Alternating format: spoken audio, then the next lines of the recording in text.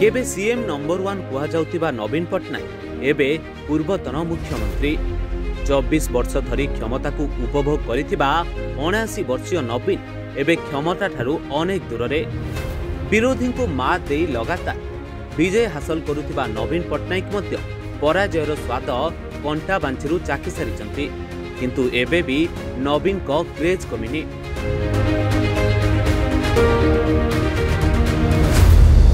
1997 बैशाख रे ओडिशा राजनीति रे धीरे धीरे उष्मता बढ़े। प्रबाद पुरुष बिजू बाबू असुस्थता रे विचलित हुंती बिजुंक अनुगत किंतु 17 एप्रिल 1997 बिजू बाबू वियोग पर ओडिशा राजनीति रे सृष्टि हुए विराट शून्यस्थान। आउ बिजुंक विरोधी जेबी को चेक देवाकू बाट खोजी बुलुथिले बिजुंक अनुगत। एपटे अनुकंपा को आश्रा करने लोड़ा पड़ती बिजुंक परिवार लोके। बिजू बाबूंक पत्नी ज्ञानदेवी बड़ पुओ प्रेम और झियो गीता मेहता प्रस्ताव को ग्रहण न करिबारु एकमात्र सहारा साजंती नवीन। आ दिलीप राय कथा रखी राजनीति को एंट्री करती नवीन। आसिका आसनरू सांसद भाव में 1997 आरंभ हुए तांकर पॉलिटिकल कैरियर एवं 1998 रे एनडीए सरकार केंद्र रे हुंती कैबिनेट मंत्री। सेपटे अंजना मिश्र गणदुष्कर्म मामला रे हटी सारिथिला तत्कालीन मुख्यमंत्री जानकी चौकी। जेबी को रिप्लेस करी मुख्यमंत्री हुंती गिरिधारी गमांग। किंतु अंजना मिश्र केस कांग्रेस पाई घातक साब्यस्त हैला। एहाकू प्रसंग करी राजनीति को ओह्लाइथिला बिजू जनता दल।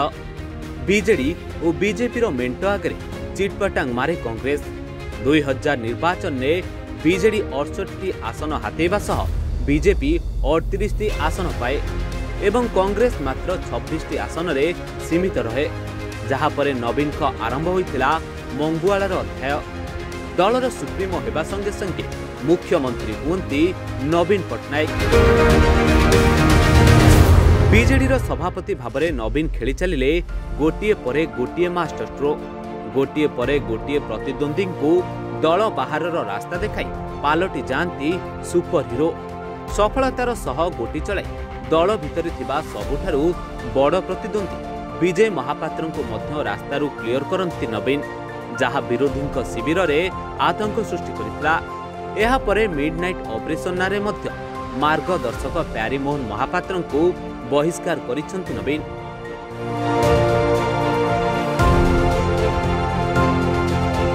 हेले 2024 निर्वाचन फलाफल रे भिन्न किछि चाखिचंती नवीन। भोटर को आस्था हराइची बिजू जनता दल। निजे मध्य नवीन पराजयर स्वाद चाखिचंती। आउ नवीन को रिप्लेस करिसंती मोहन माझी। किंतु अस्थिर राजनैतिक वातावरण जन्म नेइथिबा बिजू जनता दल को सफलतार शीर्ष रे पहुंचाइचंती नवीन पट्टनायक।